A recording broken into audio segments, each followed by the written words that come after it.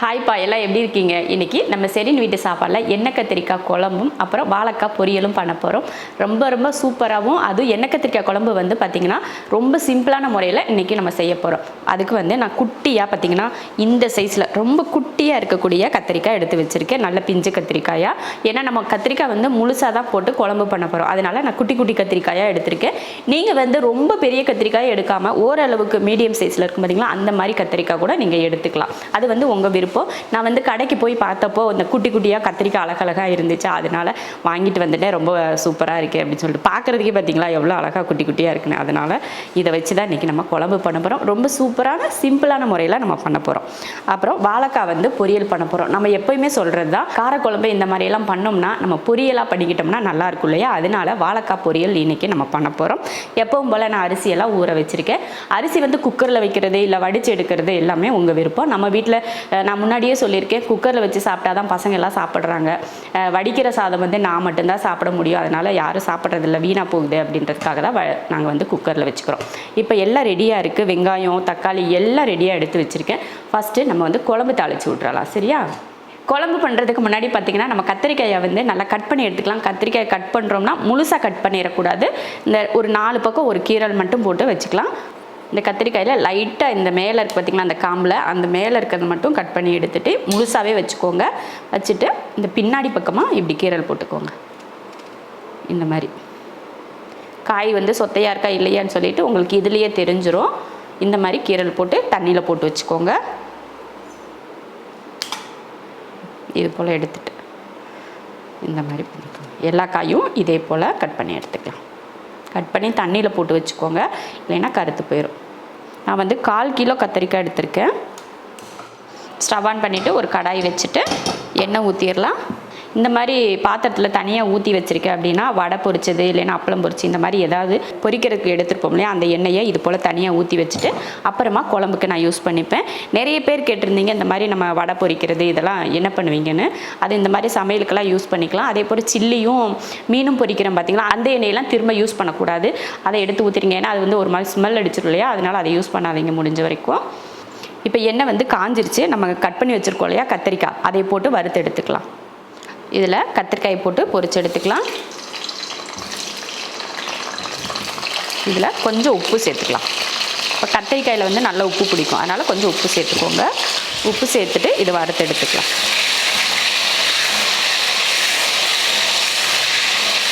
நல்லா கத்திரிக்காய் வெந்து அந்த நம்ம வதக்குறதுலேயே பார்த்திங்கன்னா கத்திரிக்காயோட கலர் மாதிரி நல்லா வெந்து வரும். அந்த மாதிரி வதக்கி எடுத்துக்கோங்க. நல்ல கலர் மாறிடும் கத்திரிக்காய், அப்போ எடுத்துக்கலாம். நான் வந்து இப்போ அடுப்பை வந்து சிம்மில் தான் வச்சுருக்கேன். ஏன்னா அதிக ஃப்ளேமில் வச்சோம்னா கருகி போயிடும் இல்லையா, அதனால சிம்மில் வச்சே வதக்கிக்குவோங்க. பாருங்கள் கத்திரிக்காய் நல்லா வதங்கிடுச்சு. இப்போ இதை எடுத்து ஒரு பிளேட்டுக்கு மாற்றிக்கலாம்.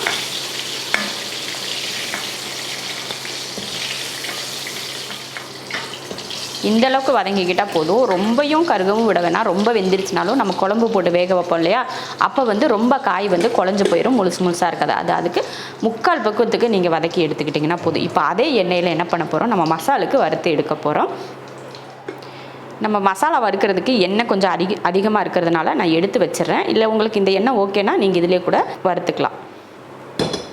இதில் சின்ன வெங்காயம் சேர்த்துக்கலாம். ஒரு 20 போல் சின்ன வெங்காயம் சேர்த்துக்கோங்க போதும். நம்ம வந்து 4லேருந்து 5 பேர் சாப்பிடக்கூடிய அளவில் செய்ய போகிறோம் இல்லையா, அதனால் இந்த அளவுக்கு போதும். பூண்டு பல்லும் பார்த்திங்கன்னா ஒரு 10 போல் போட்டு சேர்த்துக்கோங்க. இதையும் வதக்கிடலாம்.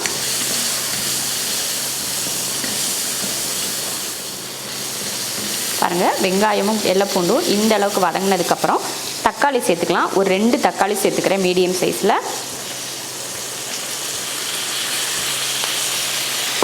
இதையும் வதக்கிடலாம்.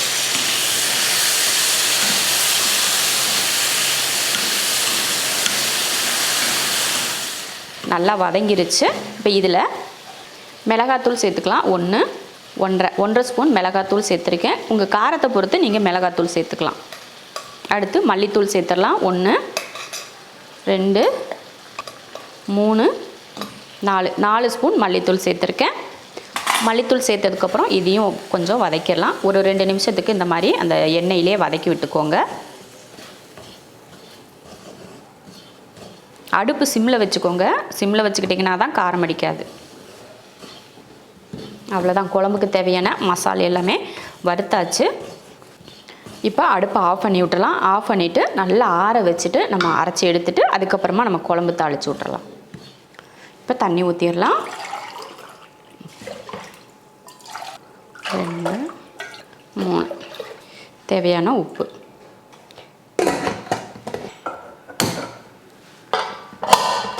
சாப்பாடு 3 விசில் விட்டு ஆஃப் பண்ணிக்கலாம்.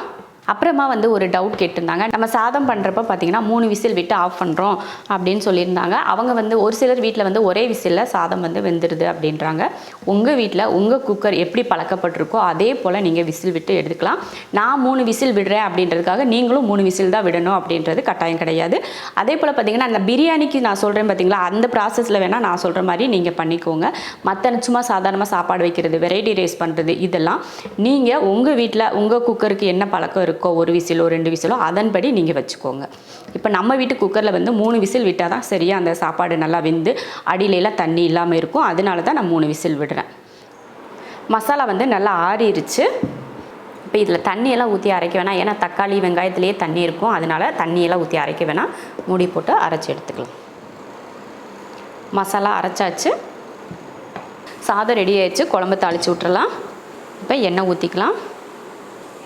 எண்ணெய் காஞ்சதுமே கொஞ்சம் வெந்தயம், கொஞ்சம் கடுகு உளுந்து பொரியட்டும். வெந்தயம் கடுகு பொரிஞ்சதுமே கருவேப்பிலை, ஒரு பெரிய வெங்காயத்தை குட்டியாக கட் பண்ணியிருக்கேன், ஒரு 4-5 பூண்டுப்பல். நம்ம வதக்கிறதுக்கு வந்து சின்ன வெங்காயம் போட்டு வதக்கி அரைச்சிட்டோம் இல்லையா, அதனால் நான் இது தாளிக்கிறதுக்கு வந்து பெரிய வெங்காயம் யூஸ் பண்ணியிருக்கேன். நீங்கள் தாளிக்கிறதுக்குமே சின்ன வெங்காயம் யூஸ் பண்ணிக்கலாம், அதுவும் நல்லாயிருக்கும். பாருங்கள், வெங்காயம் இந்த அளவுக்கு வதங்கிருச்சு. இப்போ நம்ம அரைச்சோம் இல்லையா, அந்த மசாலா சேர்த்துக்கலாம். சேர்த்துட்டு எண்ணெயில் வதக்கிடணும். இதை வதக்கிடலாம். நல்லா ஒரு 2-3 நிமிஷத்துக்கு நல்லா வதக்கிக்கோங்க. பாருங்கள், நல்லா வதக்கி பார்த்தீங்கன்னா நல்லா எண்ணெய் பிரிஞ்சு வர ஆரம்பிச்சிருச்சு. இதில் கொஞ்சம் மஞ்சள் தூள் போட்டுக்கலாம். போட்டுட்டு நல்லா கலந்துக்கலாம். 2 நிமிஷம் இல்லைன்னா 3 நிமிஷத்துக்கு நல்லா இந்த மாதிரி எண்ணெயில் போட்டு வதக்குனதுக்கு அப்புறமா தான் நம்ம புளியெல்லாம் சேர்க்கணும். பாருங்கள், நல்லா வதங்கிருச்சு பார்த்தீங்களா.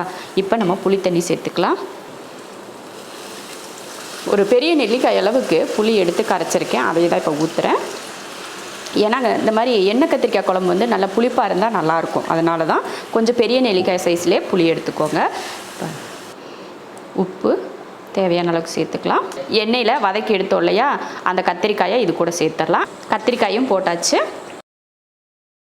குழம்புக்கு தேவையான தண்ணி சேர்த்துக்கோங்க. ரொம்ப கெட்டியாக இருந்தாலும் அந்தளவுக்கு வெந்து வத்துறப்போ ரொம்ப கெட்டியாயிரும் இல்லையா, அதனால் ஓரளவுக்கு தண்ணி சேர்த்துக்கோங்க. குழம்போட அளவு வந்து உங்கள் விருப்பம், எவ்வளோ சேர்க்கணும் அப்படின்றதெல்லாம். தண்ணியெல்லாம் சேர்த்தாச்சு, உப்பும் போட்டாச்சு. கத்திரிக்காயை பார்த்திங்கன்னா முதல்லையே நம்ம வதக்கி தான் இதில் சேர்க்குறோம். அதுலேயே நல்லா உப்பு எல்லாம் பிடிச்சிருக்கும் இல்லையா, அதனால தான் நான் லாஸ்ட்டில் சேர்த்துக்கிட்டேன். கத்திரிக்காயை நீங்கள் முன்னாடியே வதக்கலைன்னா, நம்ம கடுகெல்லாம் போட்டு தாளித்தோம் பார்த்திங்களா, தாளித்ததுக்கப்புறம் வெங்காயம் போட்டு வதக்குறப்போ கத்திரிக்காயை போட்டு நீங்கள் வதக்கிட்டு அதுக்கப்புறம் இந்த மசாலா நீங்கள் சேர்த்துக்கலாம். இல்லை கத்திரிக்காய் வந்து நம்ம லாஸ்ட்டில் சேர்த்தா அந்த உடையாமல் இருக்கும் அப்படின்னு நினச்சிங்கன்னா இந்த மாதிரி கடைசியில் வதக்குனதுக்கப்புறமா நீங்கள் சேர்த்துக்கிட்டிங்கன்னா கத்திரிக்காய் வந்து முழுசாக அப்படியே இருக்கும். இப்போ குழம்புக்கு தேவையான தண்ணி, உப்பு எல்லாமே நம்ம சேர்த்துட்டோம். இப்போ மூடி வச்சிடலாம். ஒரு 7 நிமிஷத்துக்கு வேகட்டும். அதுக்கப்புறமா நம்ம எடுத்து பார்த்துக்கலாம். இப்போ குழம்பு வெந்துட்டுருக்கு. அதுக்கு முன்னே நம்ம வந்து வாழைக்காய் பொரியலுக்கு வந்து காய் கட் பண்ணி எடுத்துக்கலாம். நான் வந்து ஒரு வாழைக்காய் தான் எடுத்திருக்கேன். இப்போ தோலை சீவிட்டு நம்ம சின்னதாக கட் பண்ணி எடுத்துக்கலாம். நல்லா தோலை வந்து மேலோட்டமாக சீவுங்க, நல்லா அடி ஒட்டுறதுக்கு. நல்லா அடி ஒட்டு அந்த இந்த மாதிரி இது வர அளவுக்கெல்லாம் தோல் சீவக்கூடாது. சும்மா இந்த மாதிரி மேலே மட்டும் இந்த மாதிரி நார் வர அளவுக்கு சீவி எடுத்துக்கோங்க. இந்த மாதிரி சீவிக்கோங்க.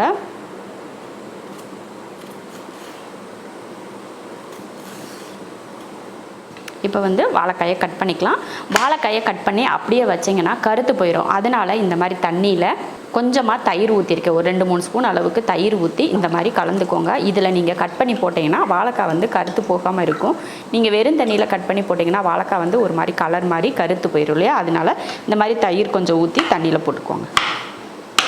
அதே போல் வாழைக்காயை இந்த மாதிரி சின்ன சைஸில் கட் பண்ணிக்கோங்க. ரொம்ப பொடியாலாம் கட் பண்ணாதீங்க, இந்த அளவுக்கு கட் பண்ணிக்கோங்க.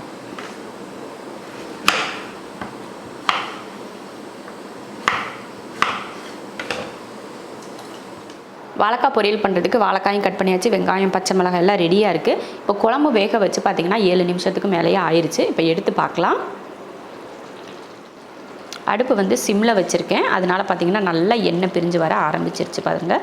குழம்பும் பார்த்திங்கன்னா சூப்பராக நல்லா கெட்டியாக இருக்குது. இது வந்து ஹோட்டல்லாம் பார்த்திங்கன்னா நம்ம எண்ணெய் கத்திரிக்காய் குழம்பு சாப்பிடுவோம் பார்த்திங்களா, அந்த மாதிரி டேஸ்ட்டில் இருக்கும். இது போல் செஞ்சிங்கன்னா கண்டிப்பாக நீங்கள் வீட்டில் பாராட்டு தான் வாங்குவீங்க, அந்த மாதிரி ருசியில் இருக்கும் டேஸ்ட். அவ்வளோதான், குழம்பு ரெடி ஆயிடுச்சு. குழம்பை இறக்கி வச்சுட்டு நம்ம பொரியலுக்கு தாளிச்சுக்கலாம். வாழைக்காய் பொரியல் பண்ணுறதுக்கு ஒரு கடாய் வச்சுருக்கேன், வச்சு எண்ணெய் ஊற்றிக்கலாம். எண்ணெய் காஞ்சதுமே கடுகு உளுந்து, 2 ஸ்பூன் அளவுக்கு கடலைப்பருப்பு, கடலைப்பருப்பு வந்து பொன்னிறமாக வந்ததுமே ஒரு 4-5 பூண்டு பல்ல இது போல் தட்டி சேர்த்துக்கோங்க. அதையும் வதக்கிக்கலாம். அடுத்து வெங்காயம் சேர்த்துடலாம். ஒரு பெரிய வெங்காயம், 3 பச்சை மிளகாய், கொஞ்சம் கருவேப்பிலை, இதெல்லாம் சேர்த்து நல்லா வதக்கிடலாம். வெங்காயம் பச்சை மிளகாய் போட்டு நல்லா வதங்கிடுச்சு. இப்போ நம்ம இதில் வாழைக்காய் சேர்த்துடலாம். பாருங்கள், வாழைக்காய் வந்து கருத்து போகாமல் இருக்குது பார்த்திங்களா. எவ்வளோ நேரமாக நம்ம கட் பண்ணி தண்ணிக்குள்ளே போட்டிருந்தோம், அப்படி இருந்தும் கருத்து போகலை. மஞ்சத்தூள் சேர்த்துடலாம், தேவையான உப்பு. இப்போ இதை கலந்துருவோம்.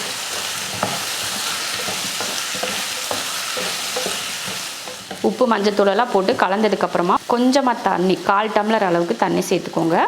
கொஞ்சமாக தண்ணி சேர்த்துருக்கேன், அவ்வளோதான். ரொம்ப குழைய மாதிரி வேக வைக்கக்கூடாது, கொஞ்சம் அந்த காய் வந்து முழுசாக இருக்கணும், அந்த மாதிரி வேக வச்சுக்கலாம். இப்போ மூடி வச்சிடலாம். மூடி வச்சு ஒரு 2 நிமிஷம் மட்டும் வேக வச்சுக்கலாம். அப்பப்போ எடுத்து 2 நிமிஷம் வச்சுட்டிங்கனாலும் 1 நிமிஷம் கழித்து நீங்கள் எடுத்து கிளறி விட்டுக்கோங்க, அப்போ தான் ஒன்று போல் வேகும். ரொம்ப நேரம்லாம் ஆகாது வாழைக்காய் வேகிறதுக்கு. ஒரு 2 நிமிஷம் கழித்து நம்ம எடுத்து பார்க்கலாம். பாருங்கள், நம்ம 2 நிமிஷத்துலேயே நம்ம ஊற்றின தண்ணியெல்லாம் வத்திருச்சு பார்த்தீங்களா. வாழைக்காயும் பார்த்தீங்கன்னா நல்லா வெந்துருச்சு. இங்கே பாருங்கள், ஒன்று கட் பண்ணி பார்க்கலாம். பாருங்கள், சூப்பராக வெந்துருச்சு பார்த்தீங்களா. நல்லா வெந்துடும், சீக்கிரமாக வெந்துடும் வாழைக்காய். அவ்வளோதான், ரெடி ஆயிடுச்சு. நான் இதில் தேங்காய் எதுவுமே சேர்த்துக்கல, அவ்வளோதான். கடலைப்பருப்பு இதெல்லாம் நம்ம சேர்த்துருக்கோம் இல்லையா, அதனால் தேங்காய் கூட அந்த அளவுக்கு சேர்க்க தேவையில்லை. அப்படியே உங்களுக்கு இதில் தேங்காய் போடணும் அப்படின்னு நினச்சிங்கன்னா நீங்கள் கொஞ்சம் தேங்காய் துருவல் தூவிக்கலாம். பொரியல் ரெடி ஆயிடுச்சு. இப்போ அடுப்பை ஆஃப் பண்ணிடலாம். வாழைக்காய் பொரியல் ரெடி ஆயிடுச்சு, அடுப்பையும் ஆஃப் பண்ணியாச்சு. அடுத்து வந்து நம்ம வந்து கொஞ்சம் மோர் ரெடி பண்ணிக்கலாம். இப்போ வெயில் காலம்லாம் அதிகமாக இருக்கிறதுனால டெய்லி மோர் இந்த மாதிரி ஜூஸ்லாம் குடிக்கிறது ரொம்ப நல்லது இல்லையா, அதனால் இன்றைக்கி கொஞ்சம் நம்ம சாப்பாட்டோட கொஞ்சம் மோரும் சேர்த்துக்கலாம். அதனால் கொஞ்சம் மோர் ரெடி பண்ணிக்கலாம். தயிர் வந்து நான் ஒரு 100 மில்லி தயிர் எடுத்திருக்கேன். மோருக்கு வந்து நம்ம தயிர் வந்து கம்மியாக சேர்த்துக்கிட்டால் போதும். அதை வந்து இந்த மாதிரி ஒரு விஸ்க் எடுத்துகிட்டு நல்லா கலந்துக்கோங்க, இல்லை மிக்ஸி ஜாரில் கூட போட்டு நீங்கள் நல்லா அடித்து கூட எடுத்துக்கலாம். ஏன்னா அந்த தயிர் வந்து பார்த்திங்கன்னா கொஞ்சம் குருணையாக இருக்கிற மாதிரி இருக்கும் பார்த்திங்களா, அதுக்காக தான். தயிரை வந்து நல்லா இந்த மாதிரி விஸ்க் வச்சு அடித்தாச்சு. இதில் மல்லித்தலை, கொஞ்சம் கருவேப்பிலை, அப்புறம் ஒரு பச்சை மிளகாய், ஒரு 1/4 ஸ்பூன் அளவுக்கு ஜீரகம் இந்த மாதிரி எடுத்து கையில் இந்த மாதிரி நல்லா நசுக்கிக்கோங்க. இந்த மாதிரி அந்த மணம் வெளியில் வரணும், அதுக்காக தான். அதையும் இதில் சேர்த்துடலாம். சேர்த்துட்டு இது லைட்டாக கலந்துருங்க. கலந்துட்டு தேவையான உப்பு, தண்ணி ஊற்றி கலந்துடலாம். நல்லா நிறைய தண்ணி ஊற்றிக்கோங்க. 1.5 செம்பு அளவுக்கு தண்ணி ஊற்றிருக்கேன். தண்ணி ஊற்றுறதும் பார்த்திங்கன்னா அளவுக்கு அதிகமாகவும் சேர்த்துக்காதீங்க, அந்த மோரோட டேஸ்ட் இல்லாமல் பச்சை தண்ணி மாதிரி ஆயிரும். 100 மில்லி தயிர் எடுத்துக்கிட்டிங்கன்னா நம்ம தண்ணி குடிக்கிற செம்பு இருக்குது பார்த்திங்களா, அதில் 1.5 செம்பு அளவுக்கு தண்ணி சேர்த்துக்கோங்க. அளவுக்கு அதிகமாக தண்ணி சேர்த்துக்க வேண்டாம். இப்போ மோர் வந்து ரெடி ஆயிடுச்சு. இப்போ நம்ம பரிமாறிக்கலாம். சாதம், வாழைக்காய் பொரியல், எண்ணெய் கத்திரிக்காய், புளிக்குழம்பு, மோர், அருமையான ஒரு லஞ்ச் மெனு ரெடி ஆயிடுச்சு. எண்ணெய் கத்திரிக்காய் குழம்பு பார்த்திங்கன்னா இப்போவே சாப்பிட்ணும் அப்படின்னு சொல்லி ஆசையாக தூண்டுது. அந்த அளவுக்கு பார்க்குறதுக்கு மனமாகவும் இருக்குது. டேஸ்ட் பண்ணி பார்த்ததில் அவ்வளோ ருசியாக இருந்துச்சு. பொறுமையாக கூட இருக்க முடியல, அவ்வளோ ருசியாக இருக்குது. நீங்களும் இது போல் எண்ணெய் கத்திரிக்காய் குழம்பு, பொரியல் வந்து வாழைக்காய் நான் பண்ணியிருக்கேன். உங்களுக்கு எந்த பொரியல் வேணாலும் நீங்கள் பண்ணுறதுனா பண்ணிக்கலாம். அப்பளம் கூட பொரிச்சிக்கலாம், முட்டை பொரிச்சிக்கலாம், அது வந்து உங்கள் விருப்பம். ரசம் வந்து இன்றைக்கி நம்ம வீட்டில் பண்ணலை, முன்னாடியே பண்ணியிருக்கோம் இல்லையா, அதனால் பண்ணலை. அதுக்கு பதில் மோர் இருக்குது. லாஸ்ட்டாக சாப்பிட்டெல்லாம் முடிச்சதுக்கப்புறம் கொஞ்சம் மோர் குடித்தா நல்லாயிருக்கும் இல்லையா, ரசம் மாதிரி மோரும் கொஞ்சம் குடித்தா நல்லாயிருக்கும். அதனால ரசம் மோர் வச்சுட்டு நான் சூப்பராக இதே போல் லஞ்ச் மெனு நீங்களும் செஞ்சு பாருங்கள். ரொம்ப ரொம்ப அருமையாக இருக்கும். செஞ்சு உங்கள் வீட்டில் எல்லாருக்கும் கொடுங்க, எல்லாருமே பாராட்டுவாங்க. அவ்வளோ ருசியாக இருக்கும் எண்ணெய் கத்திரிக்காய் குழம்பு. இதே போல் செஞ்சு பார்த்துட்டு எப்படி இருக்குன்னு சொல்லிட்டு கமெண்ட்டில் மறக்காமல் சொல்லுங்கள். பிடிச்சிருந்தா லைக் பண்ணிவிட்டு ஷேர் பண்ணிவிட்டு நம்ம ஷெரின் வீட்டு சாப்பாடு சேனலை சப்ஸ்கிரைப் பண்ணி பக்கத்தில் இருக்க பெல் ஐக்கானை கிளிக் பண்ணி வச்சுக்கோங்க. இப்போ சாப்பிட போகலாம்.